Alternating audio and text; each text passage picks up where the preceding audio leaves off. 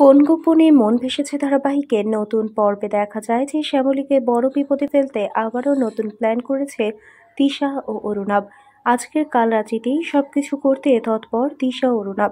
শ্যামলী ছটফট করছে অনিকেতের হাতে হিসেবের কাগজটা তুলে দিবে বলে।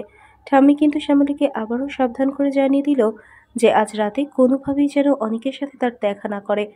তারপরেও দেখা যায় যে তিশার পাতানো ফাঁদে পড়ে রুম থেকে বেরিয়ে পড়ে শ্যামলী।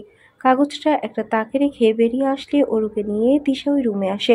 বেশ কিছু সময় খোঁজাখুঁজির পরে কাগজটা পেয়ে যায়। কাগজটা হাতে পেয়ে খুব খুশি অরুণাভ ও তিশা। অরু রুম থেকে বের হতে চাইলে তিশা তাকে থামিয়ে দিয়ে বলে, দাঁড়াও, এবার ওকে ওর চালেই মাত করতে হবে। ও কাল নাগিনীর লেজে পা দিয়েছে, ওকে এবার একটা শিক্ষা দিতেই হবে। নিজের বানানো হিসেবের কাগজটা সেখানে রেখে দিয়ে বেরিয়ে আসে। রাতে ছাদে উঠেই অনিকেতকে দেখে নিজের মুখ ঢেকে রাখে শ্যামলী। ততক্ষণে অপরাজিতা মল্লিকা ও বাড়ির অনেকে দুজনকে দেখে হতাশ হয়ে যায়।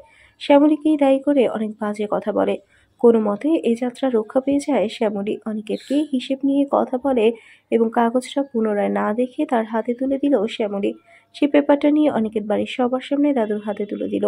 অন্যদিকে সুবল আর খোকন কিন্তু মহিলা নেত্রী এবং মানবাধিকার সংগঠনের সভাপতিকে উস্কে দিচ্ছে, জানিয়ে দিল তাদের দিদিকে মেনে নিচ্ছে না। এদিকে ঠিক সেই সময় হিসেবের কাগজপত্র দেখে দাদু বলে, সবটা তো ঠিক আছে। অবাক হয়ে যায় শ্যামলী। তিশা অরুণাভ এবার শ্যামলীর বিরুদ্ধে গোপনে অফিসে গিয়ে ফাইল চুরির অভিযোগ করে।